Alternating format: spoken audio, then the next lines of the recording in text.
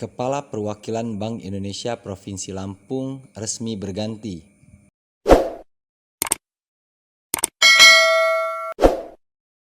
Di mana Bimo Epyanto yang sebelumnya menjabat sebagai Kepala Perwakilan BI Kalimantan Selatan dilantik menggantikan posisi Junanto Herdiawan yang kini mendapat jabatan baru sebagai Kepala Grup Departemen Komunikasi Bank Indonesia.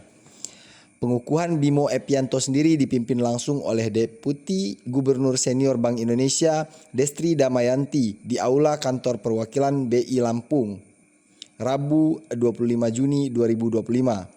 Pengukuhan ini sendiri turut dihadiri sejumlah tokoh, mulai Wakil Gubernur Lampung Jihan Nurlela, Forkopimda Provinsi Lampung, Bupati dan Wali Kota Seprovinsi Lampung, instansi vertikal, kantor perwakilan Bank Indonesia dari berbagai daerah, asosiasi pelaku usaha, perwakilan kampus negeri maupun swasta, hingga awak media. Pada kesempatan tersebut, Deputi Gubernur Senior Bank Indonesia Destri Damayanti menyatakan bahwa proses mutasi jabatan di Bank Indonesia merupakan hal yang biasa dalam rangkaian suksesi kepemimpinan.